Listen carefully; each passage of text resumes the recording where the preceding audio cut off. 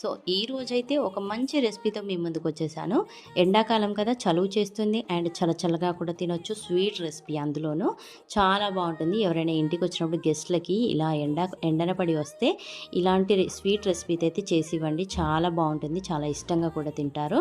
So ముందుగా నేను stove on చేసేసుకొని ఒక బాండ్లీ పెట్టుకొని కొద్దిగా నెయ్యి వేసుకొని అందులో ఒక హాఫ్ కప్ అంటే హాఫ్ కప్పే సేమియా వేసుకున్నాను అనమాట. సో ఇప్పుడు ఈ సేమియాని అయితే మంచిగా దూరగా వేయించుకోవాలి. ఆ తర్వాత దాన్ని ఒక ప్లేట్లోకి తీసి పెట్టుకోవాలి. ఆ తర్వాత మళ్ళీ స్టవ్ పైన అదే బాండ్లీ పెట్టుకొని మనం ఏ డ్రై ఫ్రూట్స్ అయితే మన దగ్గర అవైలబుల్ ఉంటాయో అవన్నీ కూడా దీంట్లో మనం మళ్ళీ నెయ్యి వేసుకొని మంచిగా వేయించుకోవాలి దూరగా. సో నాకైతే కొంచెం మాడిపోయింది, సో పర్లేదన్నమాట.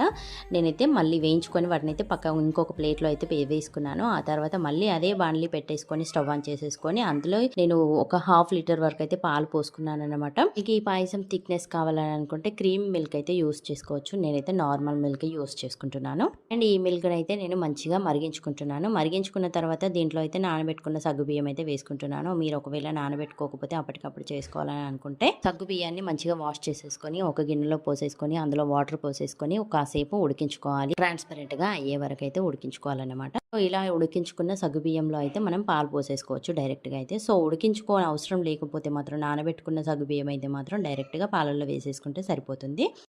సో ఇలా నానబెట్టుకున్న సగ్గుబియ్యాన్ని వేసుకున్న తర్వాత వాటిని అదే పాలల్లో కాస్త ట్రాన్స్పరెంట్గా అయ్యే వరకు అయితే మనం ఒక 2-3 నిమిషాలు అయితే ఉడికించుకున్న తర్వాత మనం షుగర్ అనేది యాడ్ చేసుకోవాలి. నేను ఇక్కడ షుగర్ అండ్ బెల్లం అయితే రెండు కూడా యూస్ చేస్తున్నాను. ఇదిగోండి ఇలా ఉడికించుకోవాలి మనమైతే. ఇక్కడ నేనైతే ఒక 2-3 టేబుల్ స్పూన్స్ అయితే షుగర్ యాడ్ చేస్తున్నాను. అలాగే కొద్దిగా బెల్లం కూడా యాడ్ చేస్తున్నాను. కొద్దిగా అంటే హాఫ్ అన్నమాట.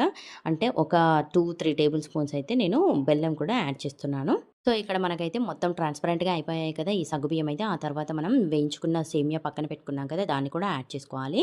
ఆ సేమియా కూడా మనకి మంచిగా ఉడికిపోవాలన్నమాట ఇందులో. బట్ ఇక్కడ పాయసం చేసేటప్పుడు ఏంటంటే ఇక్కడ దగ్గరగా ఉండి స్టవ్ దగ్గరే ఉండి ఎప్పటికీ కలుపుకుంటూ ఉండాలి. లేదంటే మీగడ పేరుకుంటుంది. మీగడ అనేది పేరుకున్నప్పుడు పాయసం అనేది టేస్ట్ అంత బాగుండదు. కొంతమందికి నచ్చదు కూడా మీగడ ఉంటే.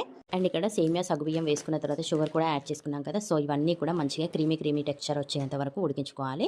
సో అలా క్రీమీ టెక్స్చర్ వచ్చిన తర్వాత మనం వేయించుకున్న డ్రై ఫ్రూట్స్ ఉన్నాయి కదా, వాటిని అయితే యాడ్ చేసుకోవాలి. యాడ్ చేసుకున్న తర్వాత ఇలాచీ పౌడర్ కూడా యాడ్ చేసుకోవాలి. ఒక 2 ఇలాచీలు నేనైతే దంచి వేసుకున్నాను అనమాట. ఆ తర్వాత మనం స్టవ్ ఆఫ్ చేసేసుకొని పక్కకు పెట్టేసుకోవాలి.